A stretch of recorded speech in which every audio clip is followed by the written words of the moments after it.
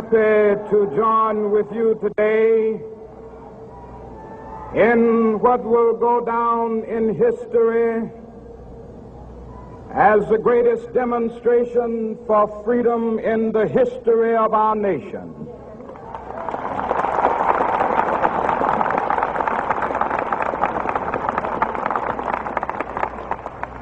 Five score years ago, a great American in whose symbolic shadow we stand today signed the Emancipation Proclamation.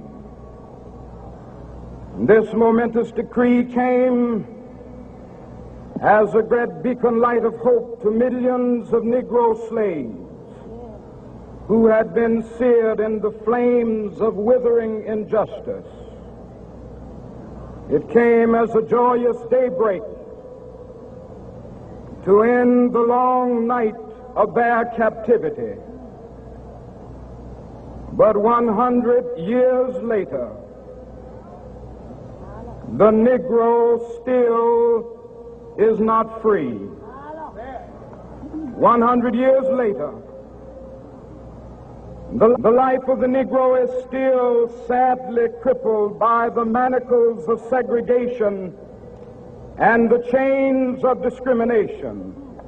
100 years later, the Negro lives on a lonely island of poverty in the midst of a vast ocean of material prosperity. 100 years later, the Negro is still languished in the corners of American society and finds himself in exile in his own land. And so we've come here today to dramatize a shameful condition. In a sense, we've come to our nation's capital to cash a check. When the architects of our republic wrote the magnificent words of the Constitution and the Declaration of Independence, they were signing a promissory note to which every American was to fall heir. This note was a promise that all men, yes, black men as well as white men, would be guaranteed the unalienable rights of life, liberty, and the pursuit of happiness. It is obvious today that America has defaulted on this promissory note insofar as her citizens of color are concerned. Instead of honoring this sacred obligation, America has given the Negro people a bad check, a check which has come back marked insufficient funds.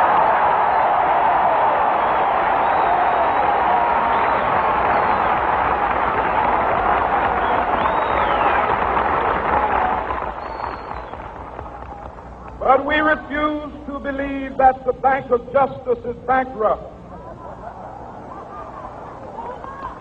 We refuse to believe that there are insufficient funds in the great vaults of opportunity of this nation. So we've come to cash this check, a check that will give us upon demand the riches of freedom and the security of justice.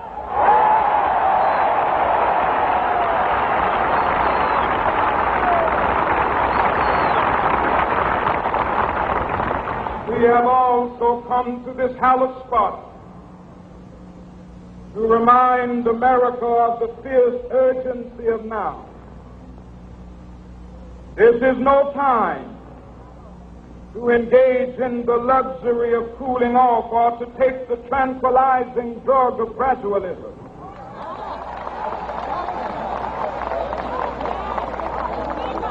Now is the time to make real the promises of democracy.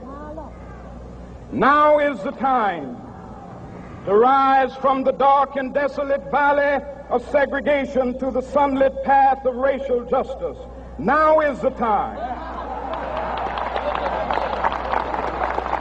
to lift our nation from the quicksands of racial injustice to to the solid rock of brotherhood, now is the time to make justice a reality for all of God's children. It would be fatal for the nation to overlook the urgency of the moment. This sweltering summit of the Negro's legitimate discontent will not pass until there is an invigorating autumn of freedom and equality. 1963 is not an end, but a beginning. Those who hope that the Negro needed to blow off steam and will now be content will have a rude awakening if the nation returns to business as usual.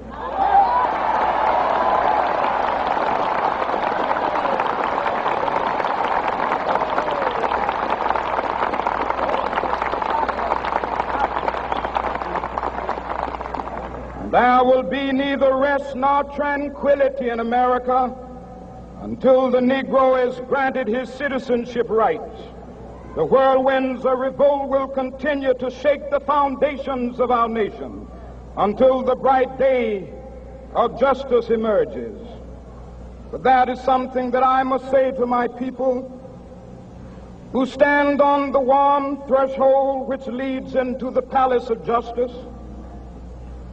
In the process of gaining our rightful place, we must not be guilty of wrongful deeds.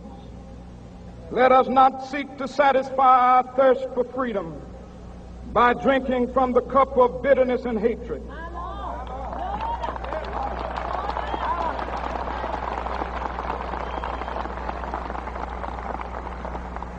We must forever conduct our struggle on the high plane of dignity and discipline. We must not allow our creative protests to degenerate into physical violence. Again and again, we must rise to the majestic heights of meeting physical force with soul force.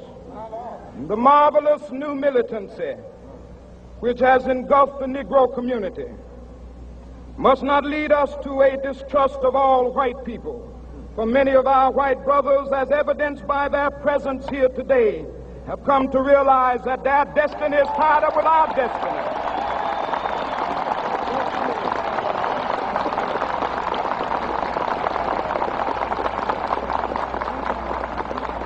And they have come to realize that their freedom is inextricably bound to our freedom. We cannot walk alone. And as we walk, we must make the pledge that we shall always march ahead. We cannot turn back. There are those who are asking the devotees of civil rights, when will you be satisfied? We can never be satisfied as long as the Negro is the victim of the unspeakable horrors of police brutality. We can never be satisfied as long as our body is heavy with the fatigue of travel, cannot gain lodging in the motels of the highways and the hotels of the cities.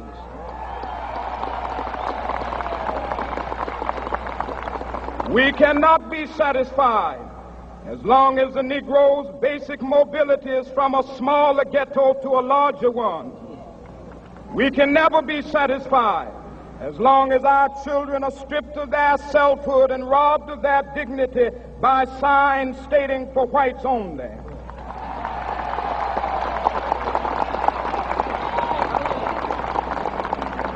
We cannot be satisfied as long as a Negro in Mississippi cannot vote and a Negro in New York believes he has nothing for which to vote.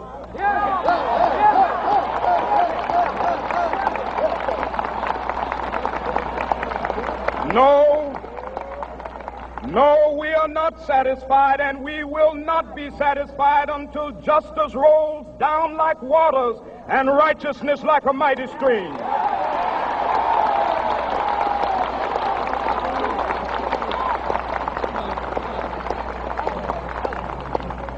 I am not unmindful that some of you have come here out of great trials and tribulations.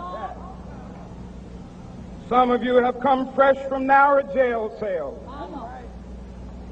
Some of you have come from areas where your quest for freedom left you battered by the storms of persecution and staggered by the winds of police brutality. You have been the veterans of creative suffering. Continue to work with the faith that unearned suffering is redemptive. Go back to Mississippi. Go back to Alabama. Go back to South Carolina. Go back to Georgia. Go back to Louisiana. Go back to the slums and ghettos of our northern cities. Knowing that somehow this situation can and will be changed. Let us not wallow in the valley of despair. I say to you today, my friend,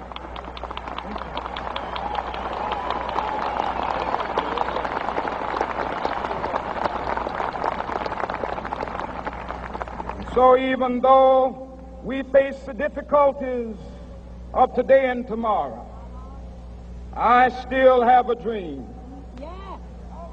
It is a dream deeply rooted in the American dream. I have a dream that one day this nation will rise up and live out the true meaning of its creed. We hold these truths to be self-evident, that all men are created equal.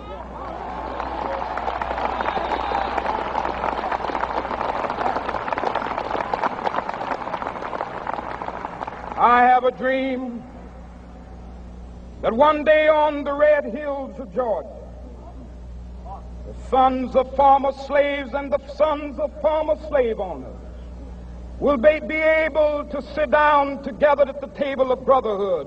I have a dream that one day,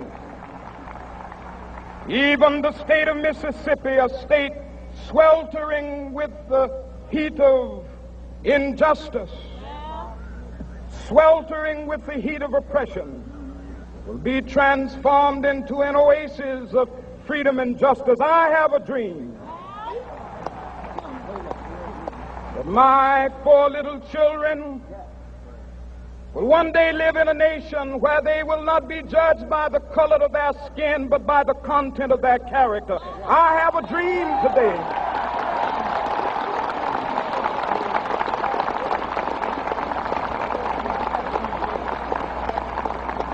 I have a dream that one day down in Alabama, with its vicious racists, with its governor having his lips dripping with the words of interposition and nullification, one day right there in Alabama, little black boys and black girls will be able to join hands with little white boys and white girls as sisters and brothers. I have a dream today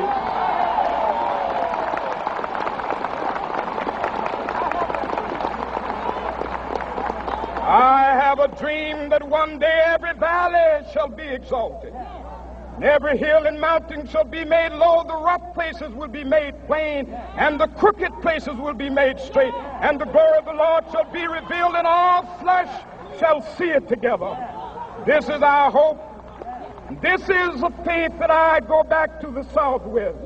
With this faith, we will be able to hew out of the mountain of despair a stone of hope. With this faith, we will be able to transform the jangling discords of our nation into a beautiful symphony of brotherhood. With this faith, we will be able to work together, to pray together, to struggle together, to go to jail together, to stand up for freedom together, knowing that we will be free one day. This will be the day. This will be the day when all of God's children will be able to sing with new meaning, "My country, tears of thee. Sweet land of liberty, of thee I sing. Land where my fathers died, land of the pilgrim's pride. From every mountainside, let freedom ring. And if America is to be a great nation, this must become true. And so let freedom ring. From the prodigious hilltops of New Hampshire, let freedom ring. from the mighty mountains of New York. Let freedom ring from the heightening Alleghenies of Pennsylvania.